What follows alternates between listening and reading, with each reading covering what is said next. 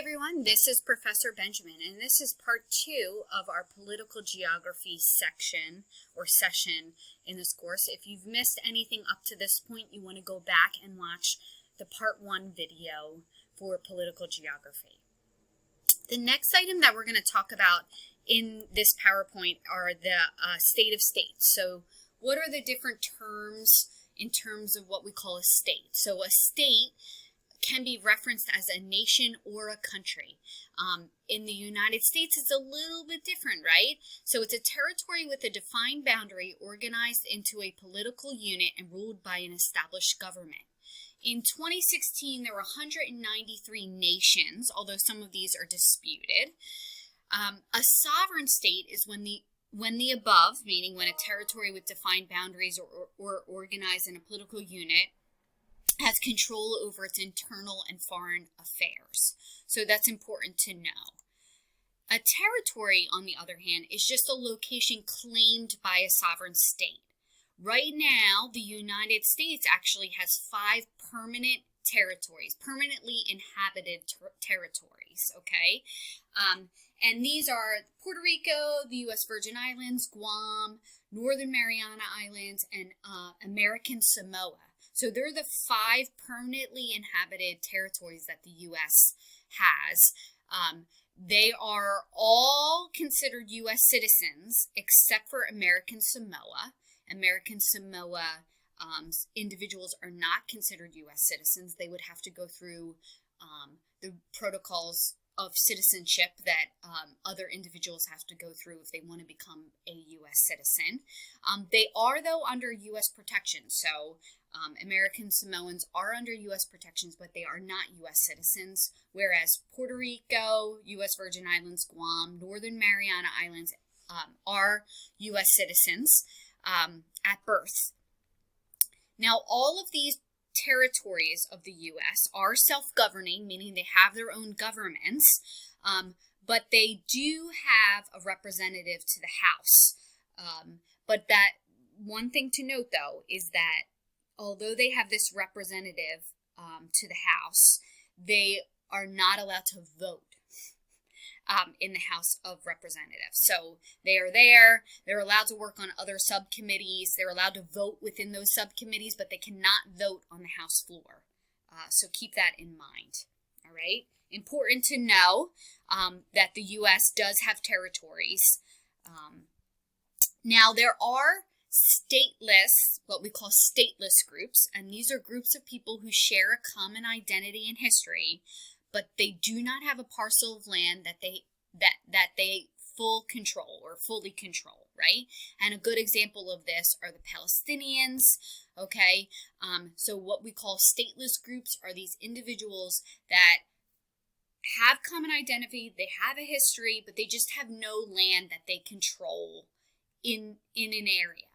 And remember, in order to be a state, you really need to have control of a parcel of land, but you also have to have internal and foreign affairs control in order to be considered that.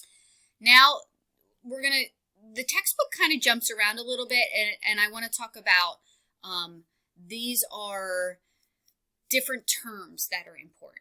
Okay, so federalism or a federalist state, a system of government with one strong central governing authority as well as smaller units such as states. And so what is a federalism, right? And so you need to make sure you understand what these terms are. And here's a really good video on what federalism is in terms of the U.S. And what that kind of means for the U.S. The next thing is what is a unitary state and that idea of that federal state. So most power is placed in the hands of central government officials in a unitarian state. And in a federal state, strong power is allocated to units of local government, okay? So these are important terms that you have to understand in terms of what a state is and what those, how is the state set up in terms of its governmental functions. The next thing we're going to talk about is nationalism. And nationalism is definitely in the news today. You've probably heard the term white nationalism, right? Or American nationalism. And I want to talk about that because that's definitely something that has been brought up. It's always been here in the United States, but it's something that has been brought up more recently, let's say in the past 4 years. So devotion to our loyalty to a specific nation or race. And I want you to see that. So for example, white nationalism is the idea of devotion to the white race. And so that is definitely something the U.S. is dealing with. Although we don't call it white nationalism in the United States, we rather call it American nationalism. A lot of the same ideals are there. And despite your political parties, there is something called nationalism and there is something called white nationalism. So you have to understand what those terms are. A nation is a homogeneous group of people with common heritage, language, religion, or political ambition. State refers to the government. So these are just important terms to understand in terms of this class. And I want to bring up white nationalism because I've done a lot of reading over the summer. And it's something to think about in relation to the U.S. and white nationalism. Today, under a certain presidential administration, it feels Byron de la Beckwith, he was the KK leader and convicted of killing Medgar Evers. He actually talked about white nationalism and this idea of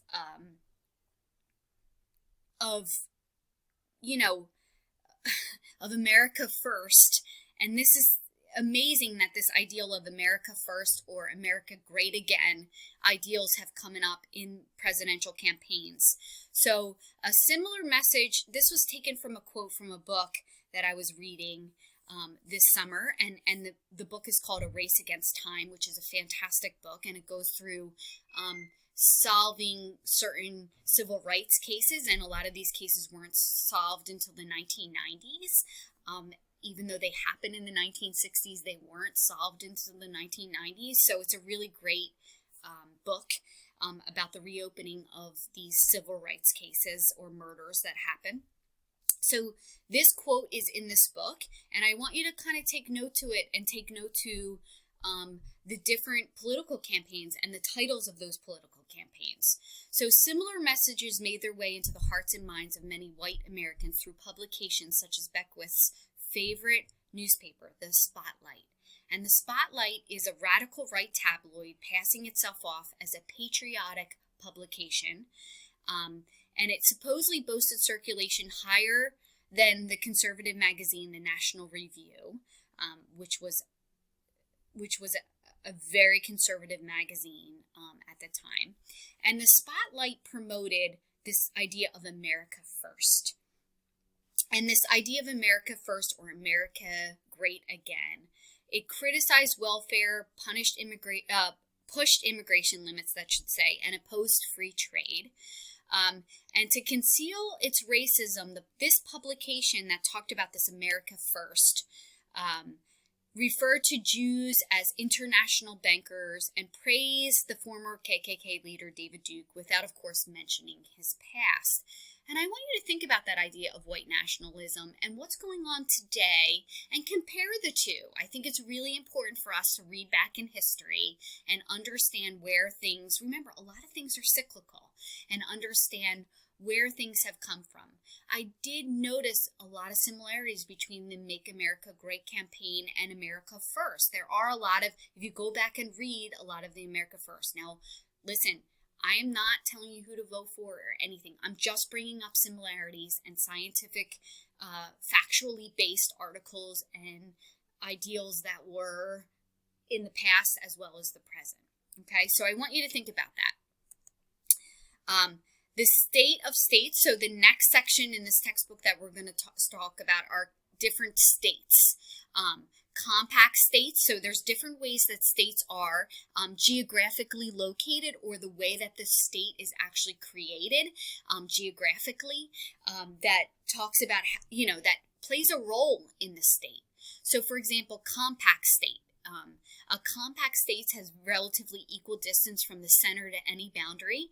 It's much like a circle, and these are really efficient states because you can get anywhere in the state. It's very easy to have your political message spread out, right, in these states because it's very compact. It's very a tight state, and examples of these are Kenya, Uganda, etc. An elongated state, on the other hand, is a long, narrow state. It has major problem with internal communications, which causes isolations of towns from capital cities, etc. And this can play a major issue in terms of politics, in terms of currency, in terms of local political races. All of this, right, plays a role. Elongated states, Procorrupted states are when a compact state has a portion exceeding outward more than other portions. And disruptions. Nambia is one of these. You can see here there's this strip that kind of prorupts out in Congo here as well. And this is a real issue because this little area can feel like it is not part of the rest of the state when in actuality it is. Perforated states have other states or territories within them, and this is Lesotho is a really good example of this. Is in South Africa. There's another little area that is its own state within a state. Okay, and that's important to know. Fragmented states are really hard to regulate and organize in terms of political, in terms of resources, etc. And that's because they are fragmented. A lot of island nations are like this. Indonesia is a good example of it. And then landlocked states are another one. And these are those countries that are within other countries, but of course the other country doesn't surround it specifically. So you want to take a look at this. Now, the next part of this chapter deals with gerrymandering, and you want to make sure you understand what gerrymandering is.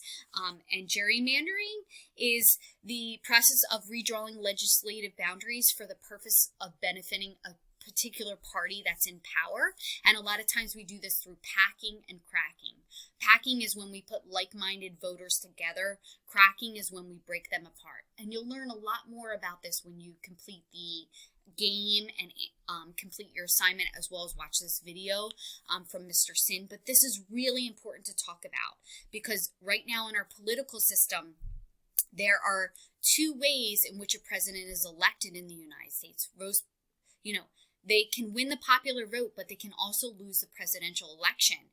And it's really important to understand what gerrymandering is and how it plays a role in the electoral college. And that electoral college means there's 538 elected officials. And if you win 270 or more of those electoral votes, you win the presidency. Even if more people want you as the popular vote, you lose that. So it's really important for you to vote for your local representatives so that those local representatives win because the electoral college matters. Okay, and so how do we know, how are these electoral officials allowed? Well, that's actually dependent upon the census vote. And what's in the census, the population of that state determines how many representatives are allowed in that state. Okay, so for example, California has like 33 elected officials, whereas a smaller state like Delaware has less because the population is completely different, right? There's a way higher population in California than there is in Delaware. So that's something that you need to understand. And those representatives, right, determine that electoral college. And that electoral college is really important to the presidential campaign. So understanding gerrymandering is really important because we can draw boundaries so a different amount of representatives, right, either Republican or Democratic, are elected. And it's really important to understand how we can move like-minded voters together so they can vote for one of those representatives more than another representative. And then that actually plays a role in that electoral college, which plays a role in who is elected the next president of the United States. Okay? Then we talk about maritime boundaries, really important to understand. And then for some reason in this section, there is terrorism is brought in this textbook. So we speak about terrorism and what terrorism is, and some of the different state-sponsored sanctuaries for terrorism and the bigger